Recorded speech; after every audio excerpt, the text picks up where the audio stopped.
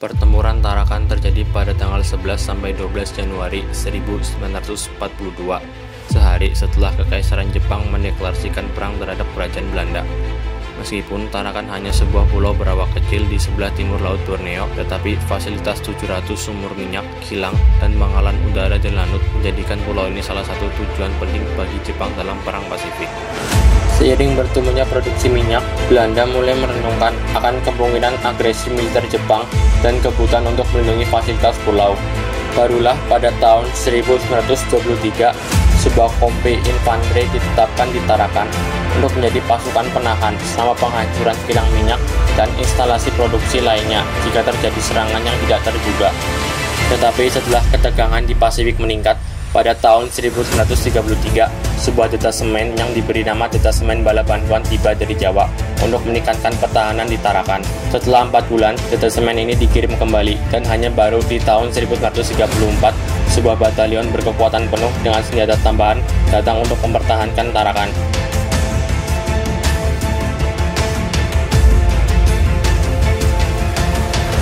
Sebelum Perang Dunia Kedua, Jepang tahu bahwa Tarakan memproduksi sekitar 6 juta barel minyak per tahun atau sekitar 16% dari total konsumsi minyak tahunan di Jepang. Terutama Angkatan Laut Kekaisaran Jepang yang memang sedari awal mendukung rencana menginvasi Asia Tenggara.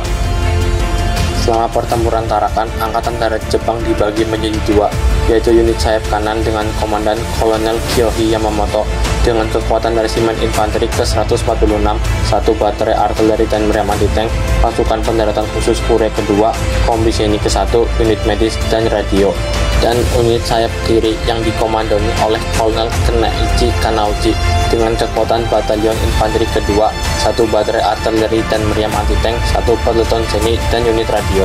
Untuk memperkuat detasemen ini, beberapa unit lain juga ditambahkan, yaitu Markas Besar Resimen ke-56, unit mobil lapis baja Resimen ke-56, Batalion Artileri Lapangan ke-1, Batalion Artileri Anti Pesawat Lapangan ke-44.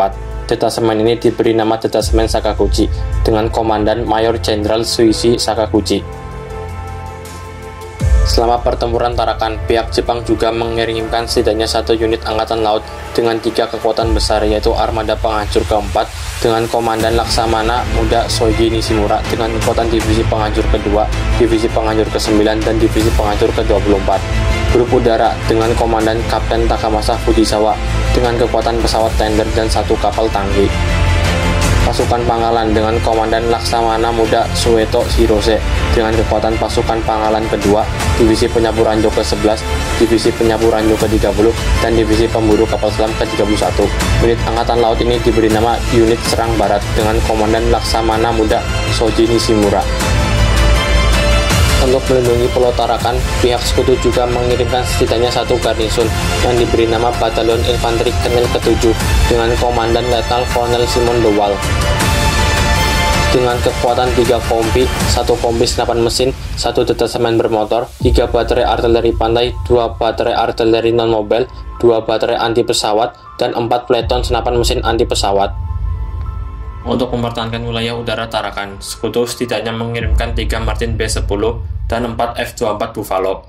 Dan untuk wilayah laut, Sekutu mengirimkan pemasang ranjau HRMS Prince van Orange dengan Komandan Letnan A.J. van Wersendal, dengan didukung 2 kapal patroli, 3 Dornier DO-24K, dan kapal kecil milik Government Navy.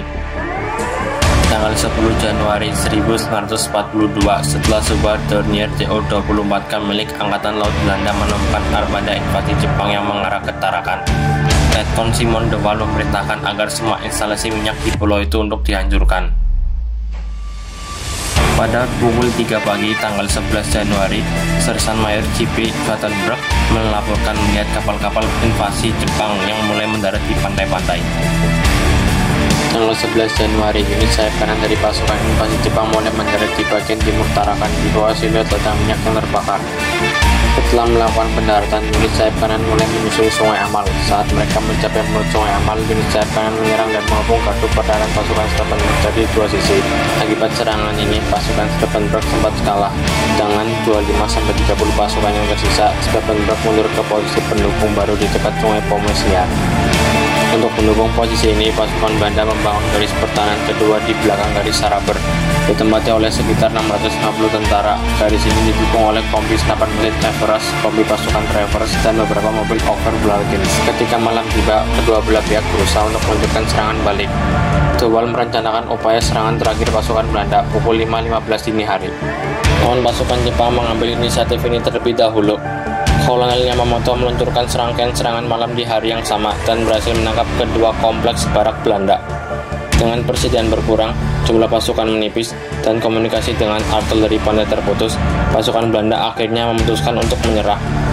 Pada tanggal 12, Letnan Kolonel De Waal mengirimkan pembawa bendera gencatan senjata untuk mengumumkan penyerahan diri. Unit sayap kiri di bawah Mayor Kannauji mendarat di dekat Tanjung Batu. Namun karena tumbuhan yang lebat dan medan hutan yang curam, unit ini hanya bisa bergerak sekitar 100 meter per jam, sementara sangat asing bagi orang Jepang tentang lingkungan sekeliling mereka. Pada tanggal 11 Januari, kompi Kapten Bendler yang beranggotakan 65 serdadu meninggalkan kota Tarakan. Setelah ditugaskan untuk mengambil posisi di sekitar Tanjung Batu dan menjaga jalan yang mengarah ke Baterai. Namun dalam perjalanannya, mereka ditangkap Dandi. Menjelang siang, tanggal 12, Kannauji dan pasukannya baru saja berhasil mencapai bagian belakang Baterai.